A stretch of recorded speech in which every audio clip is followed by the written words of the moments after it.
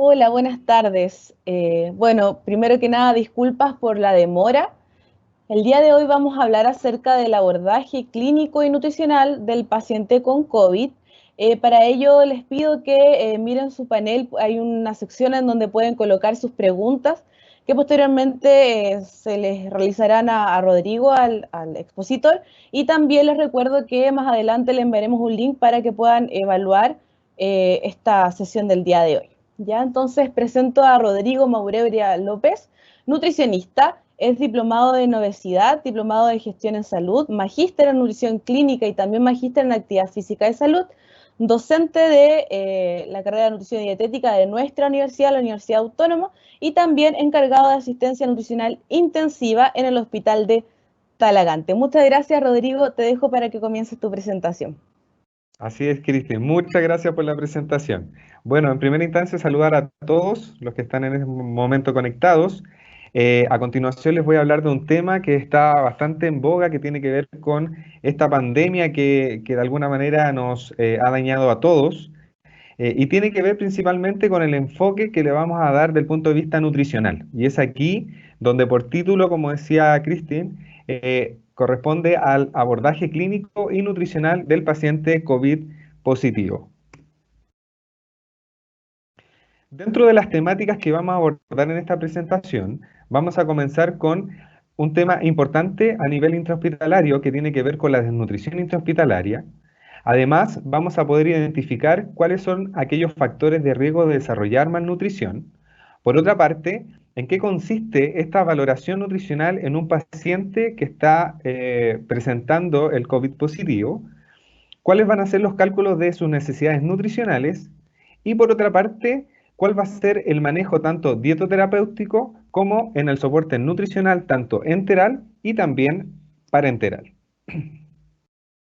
De acuerdo a los datos entregados a nivel nacional, y estos realizados el día 2 de septiembre, nos habla de que hay casos confirmados acumulados por COVID-19 de 414.739 personas que padecen, ¿cierto? Y que dan esta positividad al examen. Casos nuevos acumulados de 1.582 y de fallecidos totales equivalentes a 11.344 personas. Sabemos que es un escenario bastante grave y desfavorable, no tan solo a nivel nacional, sino que también a nivel internacional. Por lo tanto, y como hemos ido enfrentando esta situación a nivel país, lamentablemente no existían normativas vigentes que nos dieran las directrices, ¿cierto?, de alguna manera de poder enfrentar esta situación, pero a nivel intrahospitalario. Por lo tanto, de acuerdo a la experiencia que se fue presentando en los primeros países en los cuales se fue masificando este virus SARS-CoV-2, se plantearon ciertas declaraciones a partir de expertos y ciertas orientaciones que a la larga nos entregan las directrices prácticas para el manejo nutricional de los individuos infectados. La pandemia nos pilló bastante desprevenidos y evidentemente nos presentó desafíos y también amenazas. Y estos desafíos y amenazas aún siguen presentes, no tan solo para los pacientes, sino que también para el sistema sanitario nacional principalmente. Por otra parte, todo esto requiere de un manejo en las unidades de cuidados intensivos. De alguna manera nos vino a presentar de qué forma nosotros estamos preparados, tanto con el equipamiento y también con el recurso humano necesario para poder enfrentar esta pandemia. Además, nos dio a conocer y nos sigue dando a conocer esta instancia hospitalaria que sabemos que es bastante prolongada y que se ha presentado con un promedio de hospitalización de 7 a 14 días. Además, pudimos darnos cuenta que inicialmente el enfoque de los pacientes infectados por este virus eran pacientes con edades avanzadas, es decir, en aquellos con adultos mayores, y también pacientes con la presencia de multimorbilidades.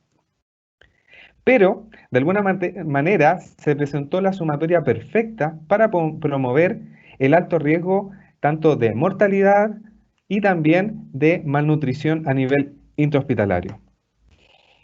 Es así como a ustedes les quiero mencionar y les quiero recordar, como bien saben, la tercera edad era el foco inicial, pero en la actualidad esto ha ido cambiando y ha ido variando.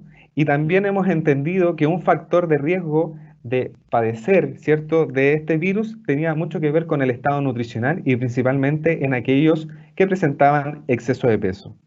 Los pacientes eran hospitalizados y siguen siendo hospitalizados. Requieren, de acuerdo a la evolución clínica, de ventilación mecánica.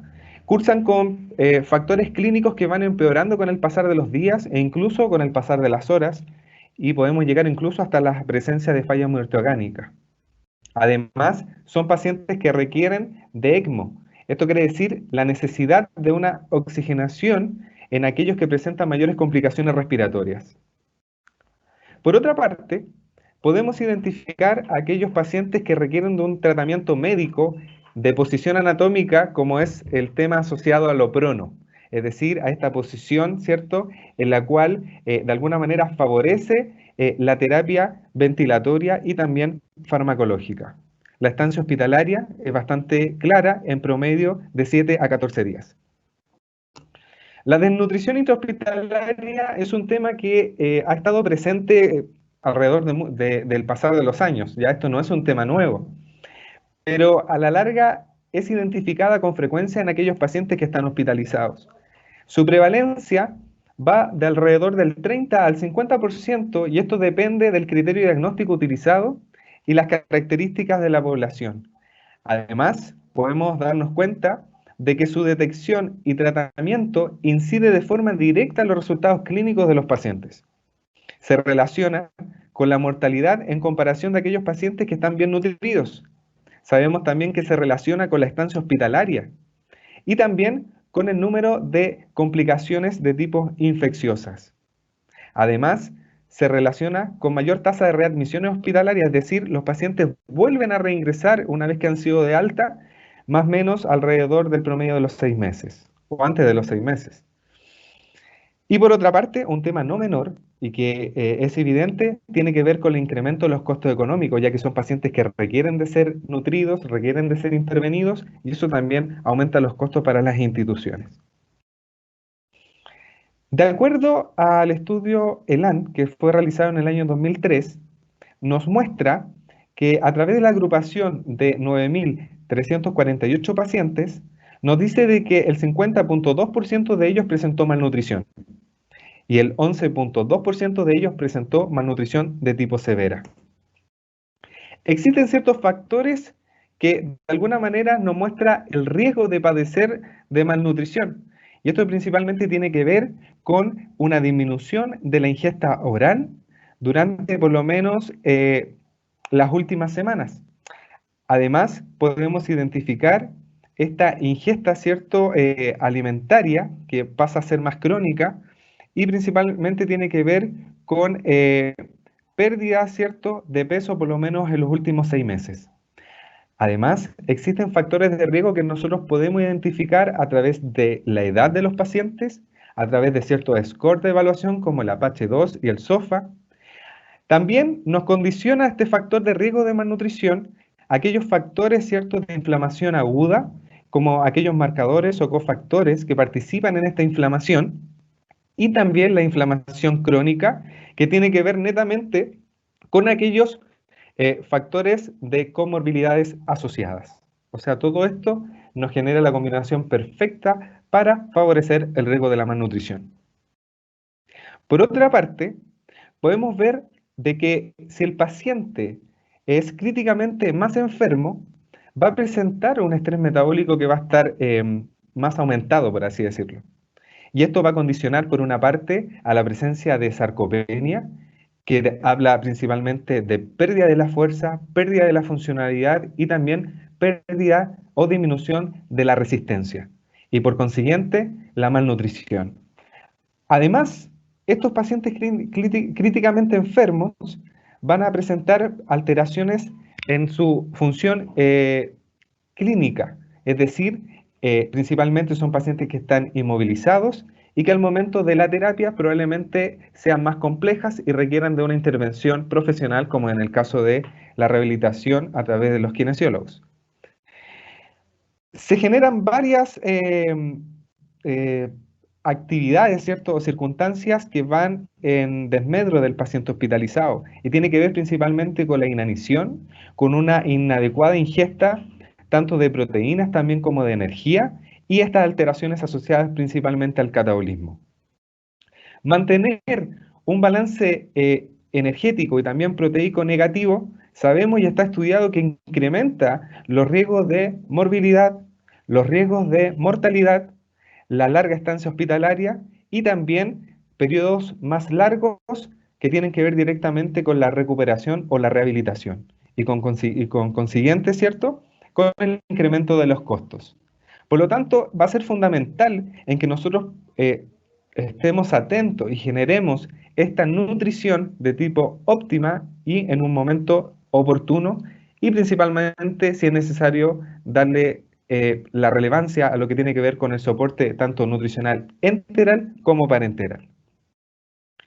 De acuerdo a un estudio que pude realizar en el INTA de la Universidad de Chile, a través del INTA de la Universidad de Chile en el Hospital de Talagante, habla de esta temática que tiene que ver con la sarcopenia, que es uno de los lineamientos que se ven alterados los pacientes y principalmente aquellos críticamente enfermos.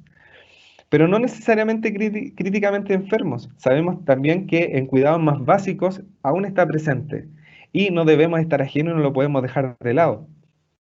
Este estudio se realizó en adultos mayores, principalmente en 59 hombres y 41 mujeres, con una edad promedio de 72 años, de los cuales el 66% de ellos vivía en zonas urbanas, el 52% presentaba una escolaridad de tipo básica, el 53% pertenecía al servicio clínico de cirugía, de donde se extrajo la muestra principalmente entre medicina, agudo y cirugía. Y el 87% de ellos eran sedentarios, cosa que no se aleja mucho de acuerdo a nuestra última encuesta nacional de salud. Por otra parte, de acuerdo a las mediciones antropométricas, el peso promedio, fue de 70 kilogramos y la estatura promedio fue de 1.63 metros, con un índice de masa corporal promedio de 26.2 y una fuerza de agarre de mano medido a través de la dinamometría de 23 kilos. ¿Qué nos mostró este estudio? Nos mostró de que, de alguna manera, al diagnosticar la sarcopenia a través de un software denominado HTS mayor, nos habla de que el 68% de la muestra presentó este síndrome. Y, por lo tanto, también no existía diferencia significativa según sexo.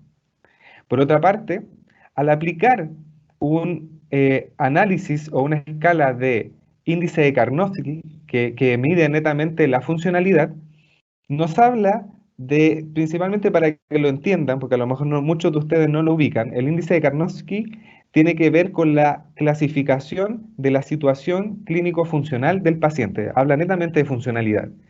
Y es una escala que más adelante se las voy a mostrar, que va de un puntaje de 0 a 100 puntos, siendo 0 en que el paciente está muerto y 100 en que el paciente no tiene mayor complicación de su situación clínico-funcional. Eso quiere decir que mientras más cerca de 0 esté el puntaje, eso quiere decir que la situación clínico-funcional va a ser mucho peor.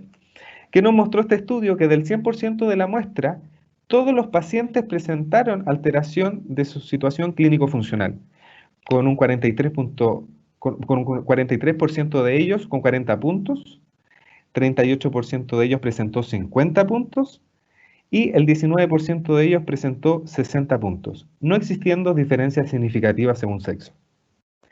Además, al momento de aplicar a esta muestra la valoración nutricional para poder determinar su estado nutricional, el 32% de ellos estaban bien nutridos, el 45% de ellos presentaba desnutrición moderada y el 23% de ellos presentó desnutrición grave. Es decir, el 68% de los pacientes adultos mayores evaluados presenta desnutrición, no existiendo diferencias significativas según sexo. Por otra parte, de acuerdo a datos estadísticos que en la actualidad nosotros manejamos debido a toda esta pandemia, que son datos que más adelante quizás o en una próxima oportunidad les puedo mostrar, en pacientes COVID-19 hospitalizados en el Hospital de Talagante, de 155 pacientes, al analizar a través de valoración global subjetiva la masa muscular, el 58% de ellos presentaba pérdida de la masa muscular. También en aquellos pacientes COVID, al momento de analizar a través de la valoración global subjetiva la masa grasa, del 100% de la muestra, 68% de ellos no presentaba pérdida, pero el 33% sí presentaba una masa grasa aumentada. Es decir, de los pacientes COVID, por lo menos que hemos tenido en el hospital de Talagante, de los 155 que estuvieron hospitalizados, la gran mayoría, o en un 58% de ellos, presentaban alteraciones en la masa muscular o la masa magra. Importante, nuestros pacientes COVID muchas veces ingresaban a camas básicas, pero con el pasar de las horas o de los días, muchas veces no daban respuesta a la terapia farmacológica o la terapia médica. Por lo tanto, cursaban con periodos de ayunos iniciales por lo menos de 72 horas. Sabemos que al presentar o al someter a un paciente a un ayuno inicial, va a generar una adaptación que tiene que ver con el uso de las reservas hasta el agotamiento. Por otra parte, va a motivar la activación de un proceso llamado proteólisis.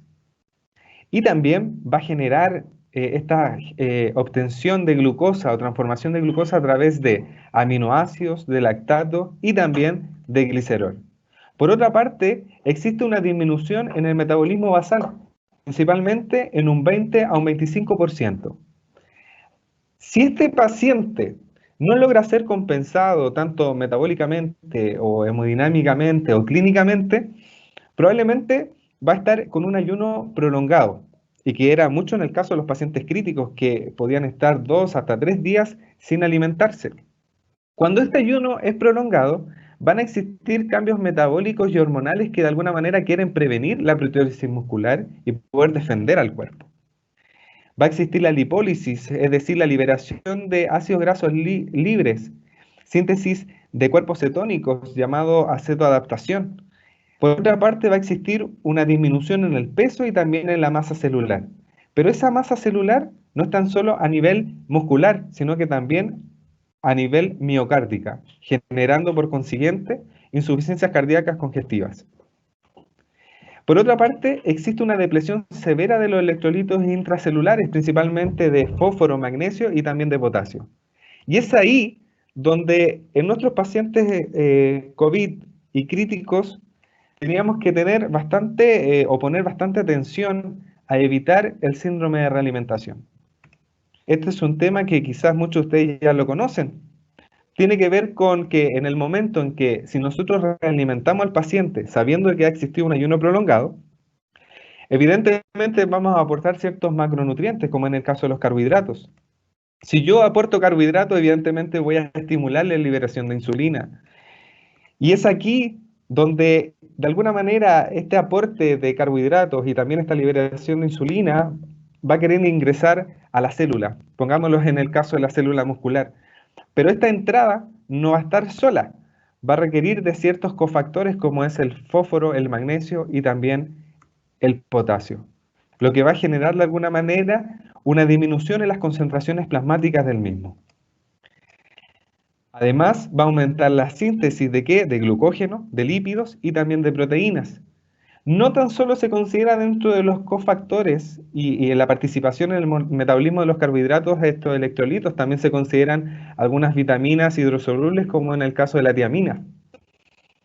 Todo este proceso va a generar un efecto antinatriurético en el túbulo renal, lo que va a generar una retención de agua, también de sodio, va a generar este riesgo de padecer esta insuficiencia cardíaca, va a aumentar el gasto energético y por consiguiente incluso puede generar la muerte.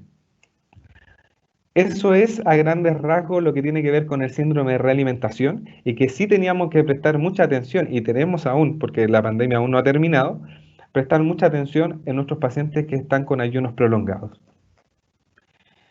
Sabemos de que el paciente crítico va a estar con esta inestabilidad.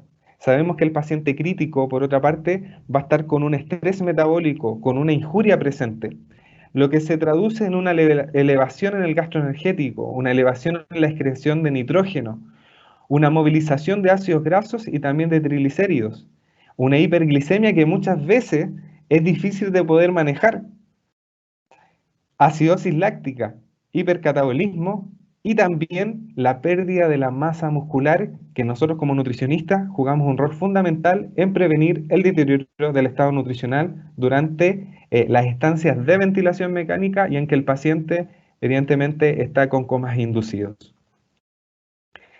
Y es aquí donde entramos directamente a nuestra labor que tiene que ver con la valoración del estado nutricional en los pacientes COVID-19 positivos. Primero, tenemos que partir por un sistema primario, es decir, tenemos que generar el screening nutricional, donde de alguna manera vamos a determinar el riesgo nutricional de nuestros pacientes y así poder priorizar la atención oportuna de aquel que lo necesita con más urgencia.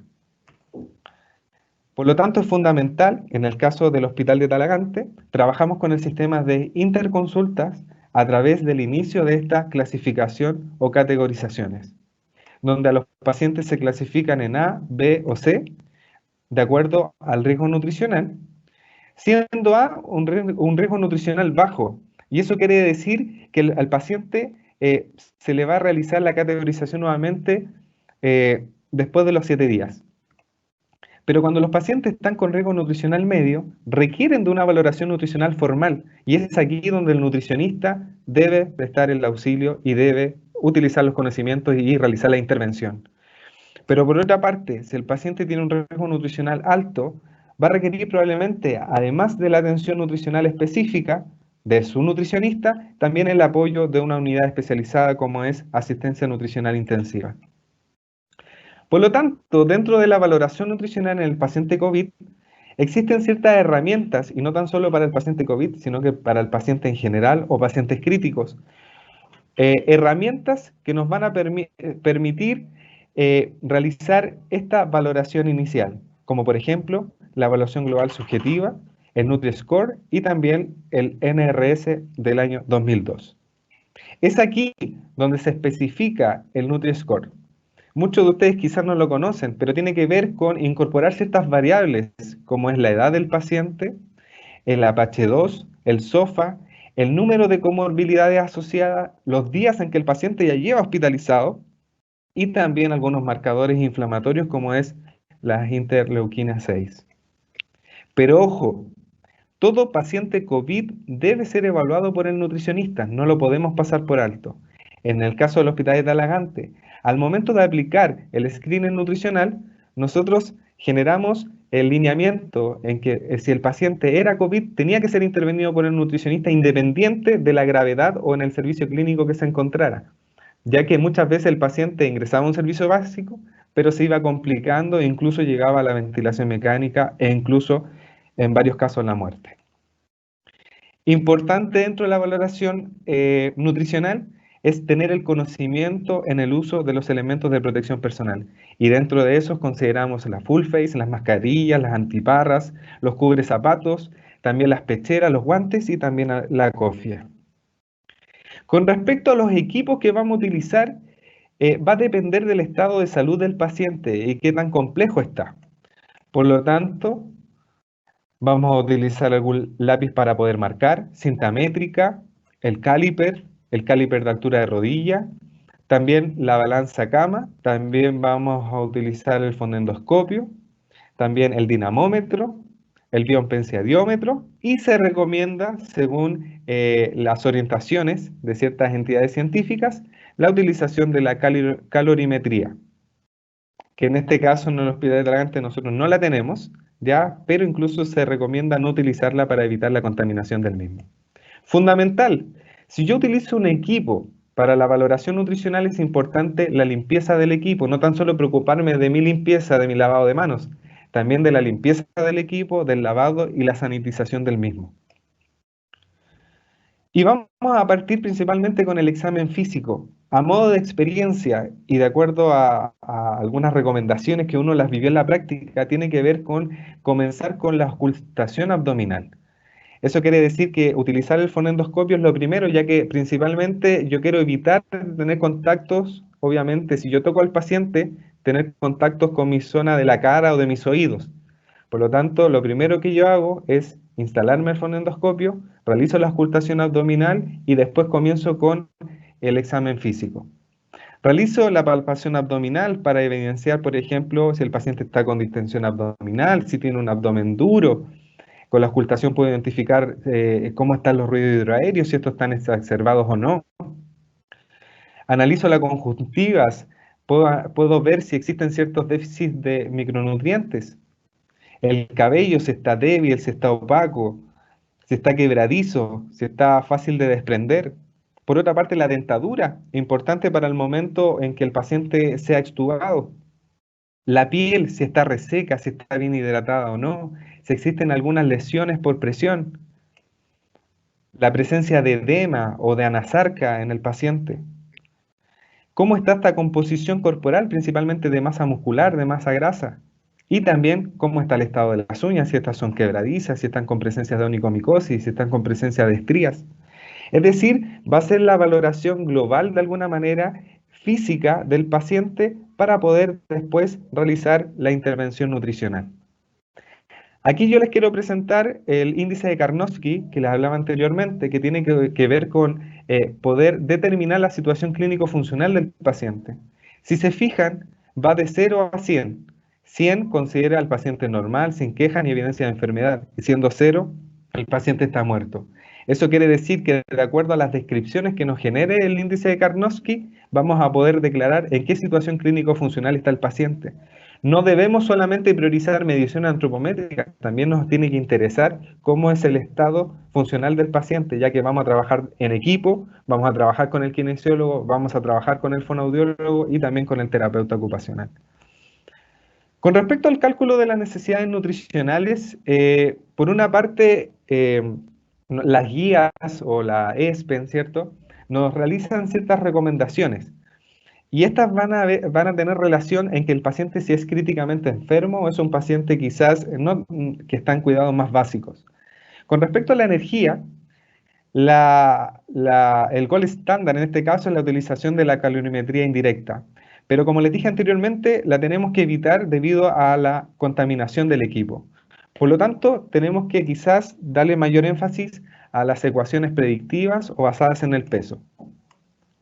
Con respecto a la estimación de energía en pacientes no críticos, se recomienda que podamos entregar de 27 calorías por kilogramo de peso corporal en aquellos pacientes adultos mayores de 65 años y que presenten multimorbilidades. Se recomiendan 30 kilocalorías por kilogramo de peso en pacientes con multimorbilidades y con un peso que es más grave. 30 calorías se recomiendan también para aquellos adultos mayores, pero que deben ser ajustados dependiendo del estado nutricional, del nivel de actividad física, del estadio de la enfermedad y también no olvidar de la tolerancia nutricional. Por lo tanto, la indicación de 30 calorías para pacientes malnutridos se debe alcanzar de una forma gradual, ya que queremos evitar este síndrome de realimentación. Con respecto al paciente crítico, existen ciertas recomendaciones, a lo mejor ustedes van a encontrar otras distintas, probablemente al criterio de ustedes van a ser mejores que esta, ¿ya? Pero aquí yo les quiero mostrar aquella que guarda relación con los pacientes que están con riesgo de síndrome de realimentación, ya que un paciente COVID-19 probablemente por la inestabilidad metabólica y hemodinámica o por la administración de ciertas drogas, por ejemplo vasoactivas, inmediatamente no se podían nutrir. Por lo tanto, se recomienda que al iniciar la nutrición o la alimentación, independiente de sus vías, del día 1 al 3, se recomiendan de 10 a 15 calorías por kilogramo de peso, del día 4 al 6, de 15 a 20 kilocalorías por kilogramo de peso, y del día 7 ya administrar de 20 hasta 30 kilocalorías por kilogramo de peso y evidentemente hasta cubrir los requerimientos. Pero siempre debemos tener ojo para evitar el síndrome de realimentación y por otra parte evitar la sobrecarga a nivel metabólica. Existen algunas ecuaciones para calcular este aporte energético, como son las ecuaciones de Penn State, que habla principalmente de ciertos parámetros dinámicos que tienen que ver con la ventilación minuto y también de la temperatura máxima. Por otra parte, en el aporte proteico en pacientes no críticos, se recomienda aportar o administrar 1 gramo de proteína por kilogramo de peso corporal en adultos mayores, ajustándolos de acuerdo a las necesidades específicas, de acuerdo al estado nutricional, al nivel de actividad física, al estadio de la enfermedad y también a la tolerancia nutricional. Pero también se recomiendan mayor o igual a 1 gramo de proteína por kilogramo de peso en pacientes que estén con multimorbilidades y además que estén hospitalizados. En pacientes críticos se recomienda la administración o el aporte de 1,3 gramos de proteína por kilogramo de peso durante la primera semana, los cuales se van administrando de forma progresiva, y se recomiendan también de 1,5 a 2 gramos de proteínas durante la segunda semana. En los pacientes obesos se recomienda el mismo aporte de 1,3 gramos por kilogramo de peso de proteína, pero de acuerdo al peso ajustado durante la primera semana, y después se va aumentando de 1,5 hasta 2 gramos durante la segunda semana, pero también es de acuerdo al peso ajustado, que aquí donde está la fórmula, que considera también su constante. Pero siempre, al igual que la energía, debemos evitar la sobrecarga metabólica. Con respecto al manejo dietoterapéutico y de soporte nutricional tanto enteral como parenteral, en el Hospital de Talagante nosotros creamos un algoritmo que tiene que ver con el estado ventilatorio, respiratorio del paciente, ¿ya? Como este virus atacaba directamente el pulmón, por así decirlo, teníamos que ver en qué situación o en qué etapa estaba de esta ventilación para poder saber qué tipo de flujo nutricional íbamos a incorporar. Por lo tanto, por una parte se genera un flujo con el paciente sin ventilación mecánica, luego con ventilación mecánica no invasiva, con ventilación mecánica no invasiva más prono, con ventilación mecánica invasiva, con ventilación mecánica invasiva más prono. Considerando en cualquiera de ellos, obviamente, o no en todos los casos, el soporte nutricional oral, la nutrición enteral, o en casos que ya no se pudiera utilizar la vía enteral, pasar a la nutrición parenteral. Pero ojo, todo paciente tenía que ser evaluado y asistido.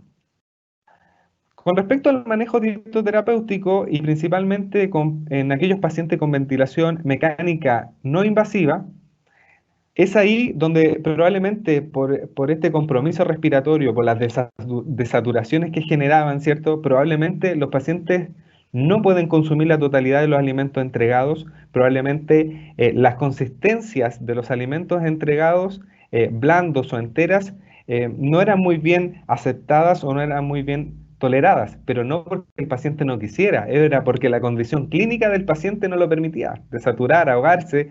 Esa sensación evitaba de que le dieran importancia a la alimentación. Y es ahí donde es necesaria la utilización de los soportes orales nutricionales, los cuales sabemos que los laboratorios y la industria, ¿cierto?, ha ido creando fórmulas líquidas de consistencias cremas o incluso de pudín. Pero es fundamental tener conciencia en los controles de ingesta, y esto tiene que ver con que si son menores al 70% o incluso en otras instituciones menores al 60%, dar prioridad a utilizar la nutrición enteral. Con respecto a la nutrición enteral, principalmente es de elección en los pacientes que cursan con periodos de ventilación mecánica. Y esta habla principalmente de usos de sondas nasogástricas, ya que se trata de evitar la instrumentación para utilizar las sondas nasoyunales.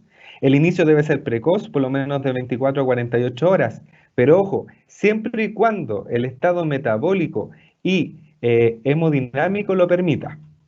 La infusión debe ser lenta, de 15 a 20 ml hora por lo menos. En el caso de los pacientes prono, no hay ningún problema en que se pueda utilizar, no hay ninguna contraindicación. Por lo tanto, sigue la misma conducta. Sonda nasogástrica, importante la inclinación en 25 grados. El inicio va a ser bajo, porque inicialmente nosotros lo que queremos generar es prevenir esta atrofia del enterocito. Debe ser una infusión continua, con fórmulas normocalóricas o en casos hipercalóricas hasta 1,5 calorías por ml, y ojo con limitar la fibra, es decir, no fibra, no utilizar fórmulas que que tuvieran fibra en su composición, ya que lo que nosotros queremos lograr en este paciente es evitar el retraso en el vaciamiento gástrico. En paciente con ECMO no hay mayor problema, también se considera infusión continua, el inicio a velocidades de 15 a 20 ml. La finalidad es favorecer el trofismo cuando son volúmenes pequeños. Debemos prevenir ciertas complicaciones asociadas a la nutrición enteral y principalmente evitar la constipación. Por lo tanto, el examen físico diario tiene que ser fundamental en los pacientes críticos, y no tan solo críticos, en aquellos que probablemente al momento en que realizamos los controles de ingesta o generamos esta monitorización, podemos identificar que existen ciertas anomalías de tipo gastrointestinales. Aquí es importante el uso de prokinéticos, muchas veces cuando los pacientes probablemente cursan con vómitos o probablemente no han tenido deposiciones en días. La distensión abdominal es fundamental identificarlas y obviamente no lo trabajamos solo, tiene que ser también asociado al equipo tanto de enfermería como también médico. Debemos tener ojo con la perfusión esplácnica, es decir, prestar mucha atención al aumento de las dosis de las drogas vasoactivas, ya que de alguna manera si el paciente está con mayor dosis de estas drogas es porque probablemente el estadio de gravedad es mucho mayor, aumento del lactato. Por lo tanto, las recomendaciones son, en el caso de la nutrición enteral, monitorizar. Monitorizar, ¿qué cosas? La función renal, la función hepática, electrolitos plasmáticos, principalmente aquellos electrolitos plasmáticos que guardan relación con el síndrome de realimentación, como dije anteriormente, fósforo, magnesio y potasio. Las deposiciones, en el tipo de deposiciones, y en cuanto a las deposiciones también existen escalas, que se las voy a mostrar más adelante. La presencia o ausencia de vómitos, el cálculo del balance nitrogenado, evidentemente si yo realizo la recolección de orina en 24 horas, ¿cierto? Y puedo calcular este balance, me va a identificar o me va a decir qué tan efectiva es la terapia, si tengo que hacer algunas modificaciones o no. Ciertos marcadores inflamatorios y entre otros que probablemente van a ser individualizados de acuerdo a la necesidad y a la situación clínica del paciente. Con respecto a la escala, existe la escala de S de Bristol, que tiene que ver con la clasificación de acuerdo al tipo de deposiciones, siendo la tipo 1 en que el paciente probablemente va a estar constipado, van a ser deposiciones más duras, ¿cierto? Y la tipo 7, que sería el extremo más aguado y sin trozo sólido, que principalmente se puede identificar como una diarrea. Pero ojo, y, y esto por experiencia también, que muchas veces porque un paciente tenga una deposición líquida se le atribuye a diarrea. Vámonos a la teoría, vámonos a los rangos y también a la frecuencia y la cantidad de las deposiciones para clasificarla como tal. La nutrición parenteral, importante, se debe indicar cuando el paciente presenta este hilio paralítico, probablemente cuando presenta esta mala perfusión esplácnica o cuando las diarreas ya son incontrolables y no hay forma de detenerlas. Pero no hay que demorar mucho, es decir, se recomienda ya que al tercero o al cuarto día ya se debe realizar esta indicación y se debe poner en marcha.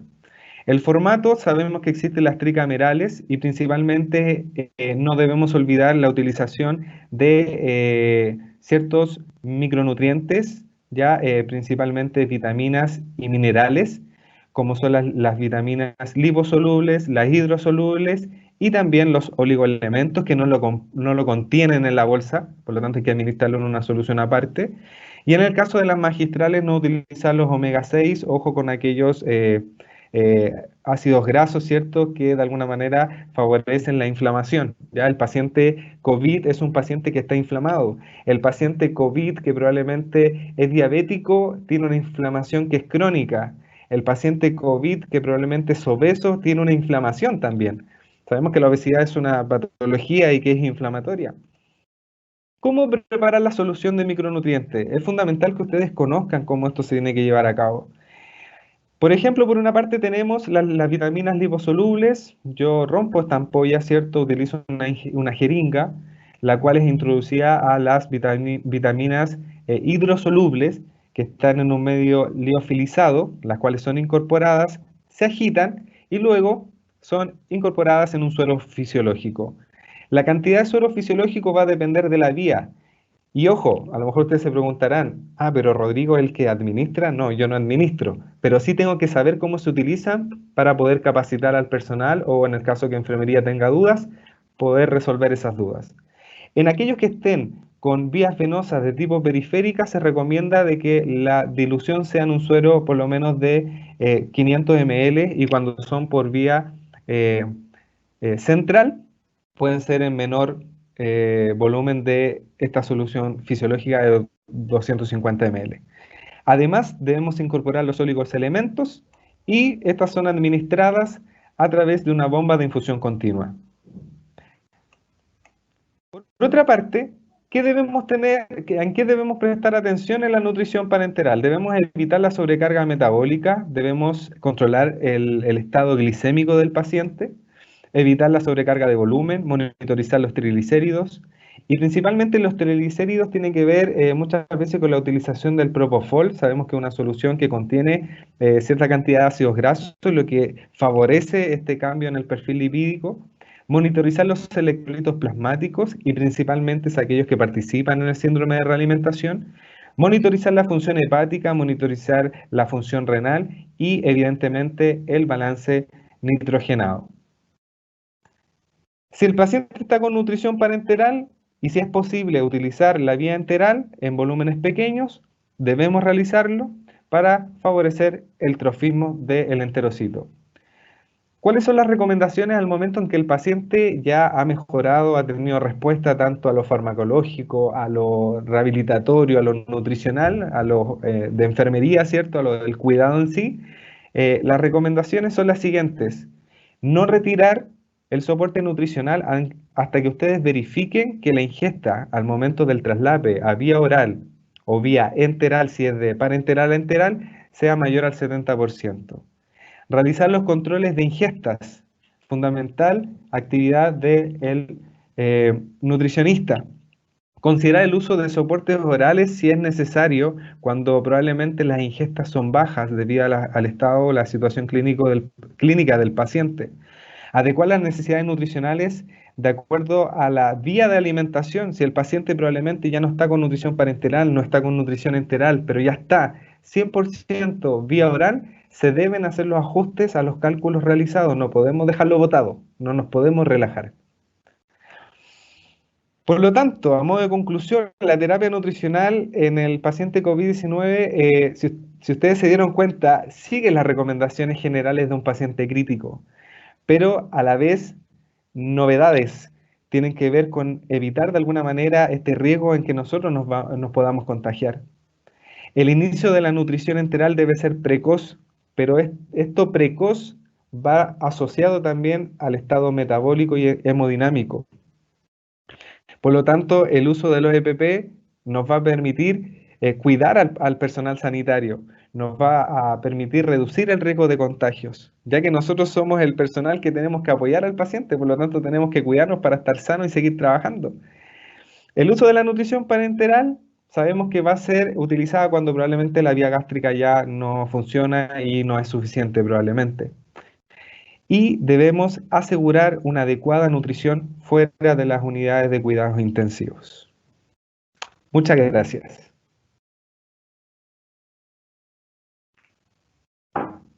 Muchas gracias, Rodrigo, por tu presentación.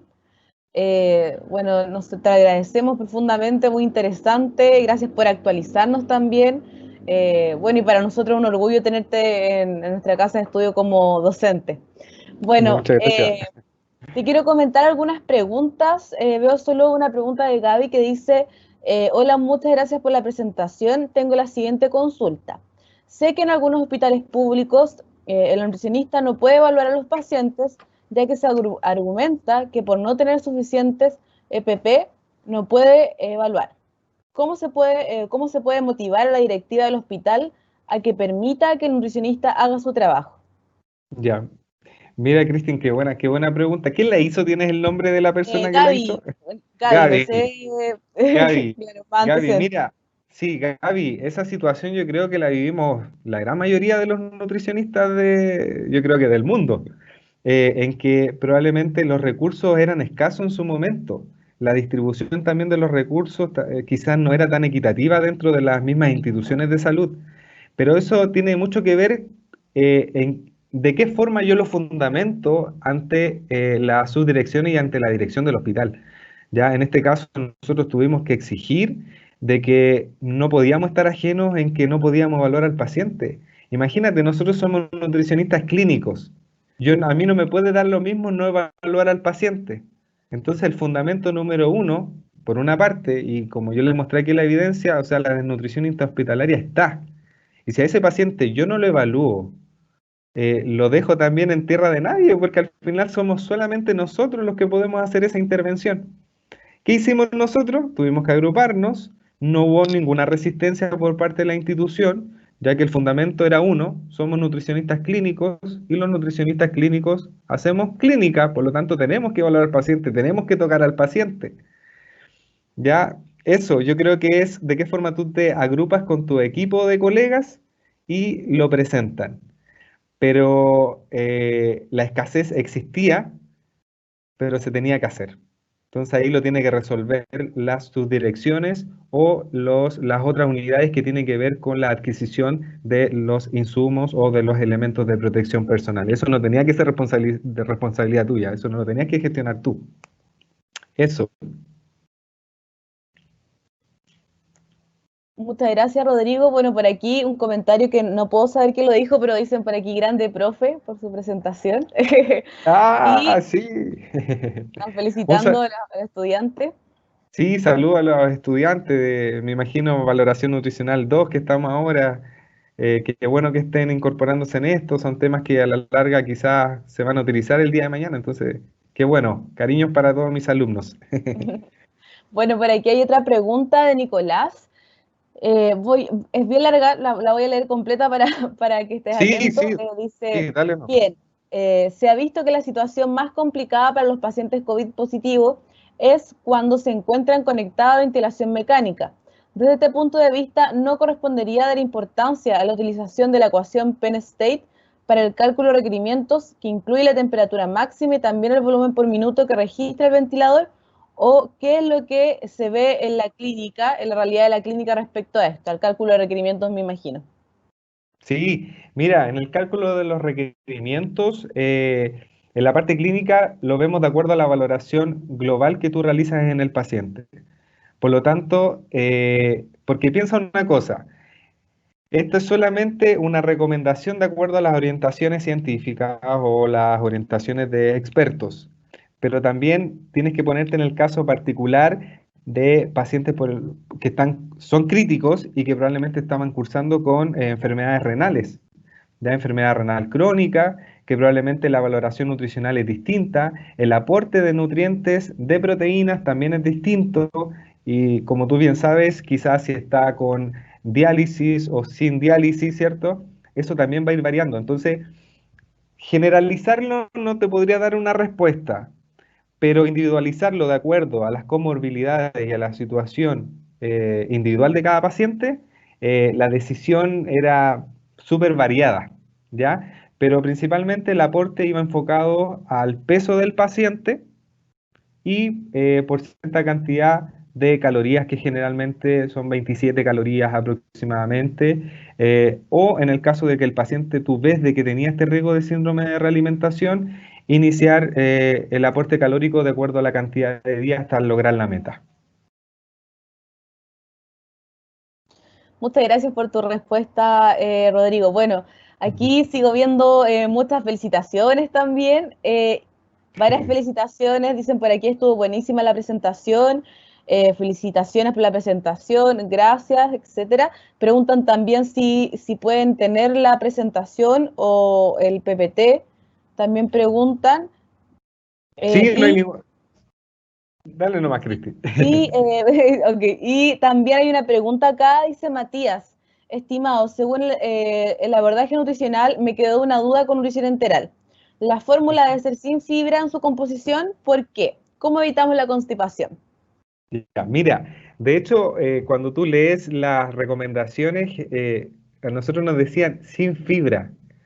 Y yo decía sin fibra. Y yo no estoy abanderado por ningún laboratorio, no tengo conflicto de intereses con ningún laboratorio, lo digo ahora. Pero existen algunas fórmulas que tienen cierta fibra, como en el caso del Survimed y también como en el caso del Yevity, que son las fórmulas enterales que quizás son más utilizadas en nuestro país. Eh, pero ¿qué pasaba? Los pacientes toleraban súper mal y cursaban con residuos gástricos aumentados y cursaban también con vómitos o en algunos casos con diarrea. Tenían muy mala tolerancia. O sea, en la práctica, ¿se recomienda o no? No, no hay que recomendarlo porque nos dimos cuenta en conjunto con los colegas, no tan solo yo, con los colegas de Talagante, de que los pacientes tenían muy mala tolerancia a las fórmulas que contenían fibra. Entonces nosotros lo excluíamos inmediatamente y de hecho lo que más utilizamos fueron aquellas fórmulas que eran más concentradas, que aportaban, por ejemplo, 1,5 calorías por ml. Es decir, dábamos pequeños volúmenes, pero sabíamos que el aporte nutricional era el adecuado. Y así también evitábamos este riesgo de aumentar esta cantidad, ¿cierto?, de residuo gástrico y en el caso que no generara este vaciamiento gástrico como nosotros quisiéramos, evitábamos la presencia de sintomatologías como vómitos principalmente. Así que eso, la experiencia nos dijo, hey, no, los pacientes toleran muy mal las fórmulas con fibra. Gracias, Rodrigo. Bueno, seguimos ¿Mm? con las preguntas, siguen muchas felicitaciones Sí, también. dale. Y por Gracias. aquí, por aquí David pregunta, dice, ¿qué pasa si un paciente COVID tiene diarrea negra y vomita todo lo que se le suministra? ¿Qué se puede hacer en estos casos? Eso es lo que pregunta David. Ya, en esos casos ahí tú tienes que hablar con el equipo, llegar a un consenso. Lo más probable es que si tú ves de que es mantenido en el tiempo o el paciente está cursando con una hemorragia digestiva, si probablemente esta es alta o baja, ¿cierto? Ahí tú tienes que trabajarlo con el médico directamente porque es la otra mirada, ¿ya? Entonces no lo podemos hacer todos solos nosotros, tenemos que trabajar en conjunto. Por lo tanto, si tú ves que la vía digestiva no te está funcionando, de que hay ciertas lesiones, ¿cierto? Tienes que empezar ya a pensar y utilizar la nutrición parenteral, no lo puedes dejar en nada al paciente, tienes que iniciar parenteral. Si el paciente está ya en una unidad de paciente crítico, probablemente ya va a tener un catéter venoso central. Entonces ahí tú tienes que preguntar si hay algún lumen disponible y hablarlo con el médico, dejar la fórmula que tú necesitas, si son estas que son prellenadas, o probablemente si va a ser alguna fórmula parenteral de tipo magistral. Genial, súper. Gracias, Rodrigo. Bueno, Sí, sigo con las preguntas. Hay muchas preguntas. sí, dale Pregunta por nomás que sí. aquí, ¿qué peso se utiliza para calcular las calorías y proteínas en el caso de los pacientes COVID? Ya, en este caso, como yo le mostraba en la presentación, va a depender de la gravedad del paciente, ¿ya? Y también de las comorbilidades asociadas, ¿ya? Pero generalmente es mayor a un gramo por kilogramo de peso en el caso de los pacientes que no sean críticos o que estén en camas más básicas, obviamente considerando todos sus antecedentes, pues si tienen a lo mejor enfermedad renal, ahí cambia el panorama, ya que la valoración es por la circunferencia de Carpo y todo lo demás. En el caso de los críticos, lo que decía anteriormente, se puede partir con 1,3 kilogramos, o sea, 1,3 gramos por kilogramo de peso y va a depender del estado nutricional para saber qué peso va a utilizar. En el caso de los obesos, tiene que ser a través del peso ajustado y este va a ir aumentando paulatinamente y evitar la sobrecarga metabólica tanto en la energía como en las proteínas. Súper. Mira, te cuento que acá siguen más felicitaciones. Dicen, increíble presentación, profe, muchas gracias por hacerse el tiempo para darnos esta información. Excelente presentación, muchas gracias por toda la información. Y por acá también hay otra pregunta en donde Lucas dice, muchas gracias por la presentación. En caso de que el paciente muestre reflujo gastroesofágico en la alimentación por sonda nasogástrica, ¿es mejor optar por una sonda nasoyunal o ir a nutrición parenteral? Ya, en esos casos, creo, no sé muy bien en qué hospitales de Chile, ahí estoy medio desinformado, bueno, hemos tenido mucho tiempo para conversar con las redes, eh, pero existen protocolos que guardan mucho cuidado porque si tú utilizas instrumentación, porque para instalar una sonda nasoyunal lo más probable es que requieras de un endoscopio. Entonces, este se va a contaminar. Y tiene mucho que ver cuál va a ser el protocolo de acción de la limpieza, de la sanitización del equipo para evitar que, si es utilizado en otros pacientes que probablemente no presentan COVID, evitar que se vayan a contagiar, ¿ya? Pero en este caso, si el paciente probablemente en alguna institución igual les miden los residuos gástricos y están atentos a este control, ya tendrías que empezar probablemente con una nutrición de tipo parenteral, tanto periférica y después quizás probablemente pasar a la central. Si tienes el catéter, utilízalo y puedes iniciar inmediatamente. Pero siempre hay que buscar todas las formas en que ojalá utilicemos el tubo digestivo. El uso de proquinéticos, pues los proquinéticos ayudan de que aumenten estas ondas peristálticas, ¿cierto? Y de alguna manera evitan este acúmulo de residuo gástrico y también evita probablemente las neumonias por aspiración. Bien, Rodrigo, totalmente de acuerdo con tu respuesta. Estoy ahí escuchando también atentamente. Qué bueno, Bueno, qué bueno. aquí también siguen muchas felicitaciones y también alguien pregunta cómo se lleva a cabo la coordinación y la labor que llevamos junto con los fonoaudiólogos y kinesiólogos hoy en día en un paciente crítico por COVID. Ya, ahí tiene mucho que ver con los protocolos que tú manejes a nivel institucional. Ya nosotros estamos súper ligados, incluso es más, para evitar el tránsito dentro del hospital y evitar de ir a una oficina o a otra, nosotros tenemos incluso hasta un WhatsApp donde nos comunicamos para generar estos lineamientos del paciente tanto. En el caso mío, por ejemplo, si yo le pido al fonoaudiólogo, tengo un paciente que ya se está alimentando, pero no sé si puede tolerar estas consistencias, él va, lo ve, obviamente con todo el tema de interconsultas. De la misma forma, si hacen las evaluaciones para evolucionar el régimen o realizar ciertos traslapes, también se van coordinando, informando. Tiene mucho que ver el trabajo en equipo. ¿Qué hago yo para poder mantenerme ligado al otro profesional? Porque uno depende del otro y ahí tú te vas dando cuenta de que de alguna manera no lo puedes hacer todo solo. Tienes que trabajar en equipo y eso tiene que ver mucho con la gestión, la comunicación y de qué forma busco o aprovechando la tecnología de tener esta comunicación con el profesional.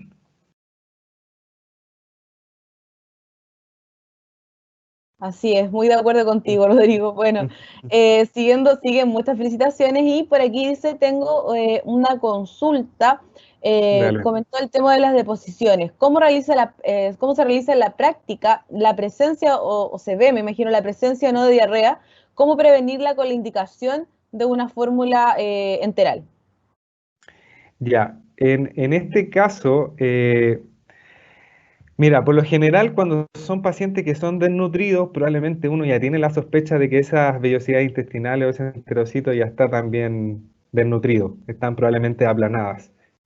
Existen productos que estimulan el crecimiento del enterocito, por ejemplo, en el caso de la glutamina en polvo, ya que también la elaboran algunos laboratorios, incorporar la administración por lo menos de 2 sachets día y ahí uno adecúa en común acuerdo con el enfermero o la enfermera para la administración, porque ellos la tienen que administrar por vía enteral, se puede administrar por sonda, el paciente también se la puede tomar si en el caso que se puede alimentar por vía oral. ¿Ya? Entonces, esa quizás es una forma. Lo otro hay que estar atento porque probablemente el paciente puede que esté cursando con algún Clostridium, ¿cierto? Y hay que mandar, ¿cierto?, a realizar el examen para poder identificar si probablemente la diarrea es atribuible a Clostridium, que es como lo típico, o también por temas de mala absorción. ¿Ya? Así que en ese caso hay que monitorizar, hay que conversarlo con el equipo. Probablemente el médico va a decir, no, el paciente tiene Clostridium, a lo mejor yo no me di cuenta, no lo vi en el examen, pero él me lo contó, y ahí se pueden ir resolviendo dudas y se puede ir trabajando. Pero existen productos nutricionales que actualmente se utilizan, son administrados, como en el caso de la glutamina, que es a través de vía oral, porque también hay otra glutamina, pero que esa es por vía endovenosa, que el enfoque de esa glutamina endovenosa va asociado principalmente a la masa muscular. La que es vía oral va asociada principalmente como el sustrato energético del enterocito. Bien, seguimos entonces con las preguntas. Bueno, Sí, aquí hay una felicitación de David Muñoz. Muchas gracias por la presentación. Dice, estas gracias. instancias construyen a nuestra praxis. Después, alguien pregunta, ¿qué fórmula predictiva es la mejor para evaluar a los pacientes? Me imagino que será para requerimiento, determinar requerimiento más que evaluar. Sí, sí, para calcular requerimiento, como les mencionaba actualmente, un paciente, en el caso del paciente crítico, yo les recomiendo, porque uno puede decir, para mí quizás la mejor, para otros quizás la peor. Pero en mi caso, yo prefiero ser más precavido porque el paciente está cursando con un estado grave, ¿cierto? Que probablemente está con mucho riesgo de morir. Por lo tanto, yo prefiero irme de a poquito, pero seguro de que de alguna manera voy a alcanzar quizás los requerimientos. Entonces yo les recomiendo a aquella que responde a evitar el síndrome de realimentación, ya de 10 a 15 calorías por kilogramo de peso y ir aumentando con el pasar de los días y monitorizar obviamente los exámenes respectivos. Pero esa yo creo que es como más directa, por así decirlo, y que tiene mayor cuidado. Bien. También acá hay otra pregunta de José que dice, en la práctica clínica, ¿la nutrición parenteral es de exclusivo manejo médico? Mira, en la parte clínica tiene mucho que ver también con los protocolos que se vayan generando. Por ejemplo, en el Hospital de Talagante, yo participo en la asistencia nutricional intensiva, por lo tanto, eh, la indicación de la nutrición en el plan de tratamiento de enfermería la tiene que indicar el médico, ya que recuerden de que es algo legal, ¿ya? Pero soy yo el que le dice al médico cuál es la fórmula que tenemos que utilizar, a cuánto ml, si hay que administrar vitaminas, si hay que administrar minerales. Por lo tanto, esa evaluación, cuando yo realizo la evaluación nutricional, la subo al sistema, que es la ficha electrónica, lo hablo con el médico y el médico traspasa la información, porque al final uno es el que asesora en el tema nutricional y él solamente escribe, incluso le realizo la receta, él la firma, la timbra, se la entrega a enfermería, enfermería la deriva a farmacia y llega la nutrición parenteral. Pero en este caso, el responsable de qué nutrición se va a utilizar o no es el nutricionista. Quien le indica es el médico. Esa es la facultad legal. Perfecto. Mira, aquí sigue las felicitaciones. Dice, buenísima presentación, Gracias. Tamara, Seco, profe, dicen por acá. Ah, Jessica Murgado dice, excelente presentación, se nota la pasión y dedicación, es un honor trabajar a diario contigo. mi ¿Sí? colega del Hospital de Talagante. Saludos a mis colegas de Talagante.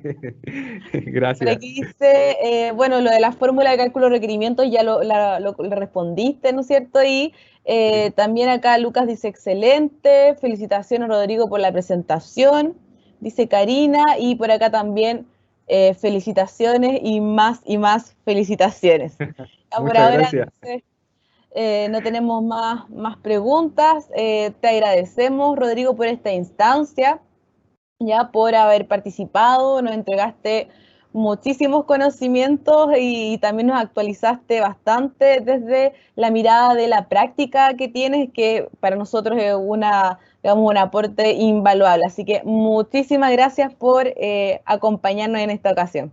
Y muchas gracias también a todos nuestros asistentes. Y les recuerdo también contestar la encuesta de satisfacción para saber, digamos, todas sus reacciones al respecto. Muchísimas Sí, gracias, Rodrigo. sí, yo también les quiero dar las gracias a ustedes como carrera de nutrición de la Universidad Autónoma. Muchas gracias por la invitación. Yo también fui alumno de la Universidad Autónoma. Para mí es un privilegio participar de estas instancias. A mí me encanta el tema de poder enseñar. Soy un profesional joven, a mí me falta mucho por aprender todavía. A lo mejor ahí dentro del auditorio hay algunos que son más secos que yo. Pero creo que también tengo algo que aportar. En el Hospital de Talagante se han hecho cosas maravillosas, los nutricionistas estamos presentes. Quiero animar e instar de que no tengan miedo, de que nosotros somos los expertos de la nutrición. Sí tenemos que estudiar, no podemos quedarnos ahí solamente siendo nutricionistas, hay que hacer postítulo, hay que hacer posgrado, etcétera. Porque a la final, de alguna manera, nosotros nos vamos validando con el tiempo, ¿ya? Así que yo les agradezco, Cristín. O sea, quiero darle las gracias también y que tú lo transmitas a Astrid, a todo el cuerpo docente de la dirección de la universidad y a todos los que se dieron el tiempo de escucharnos. Nos atrasamos un poquito, tuve un problema técnico, yo tuve el problema técnico, no la universidad, pero lo importante es que se pudo llevar a cabo esta presentación. Los invito a que se sigan inscribiendo en las próximas charlas y presentaciones que va a estar dando la universidad, que van a estar dando otros colegas.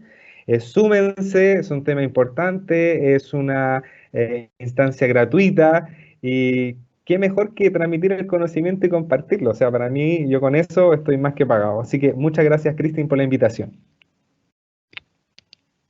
Muchísimas gracias a ti entonces, Rodrigo, por participar y a todos nuestros asistentes. Les recuerdo que la próxima semana vamos a estar con Sebastián Escobar, con Influencers en Nutrición, una mirada desde la comunicación. Así que quedan todos invitados también para la próxima semana para asistir. Muy buenas noches y muchas gracias por su asistencia.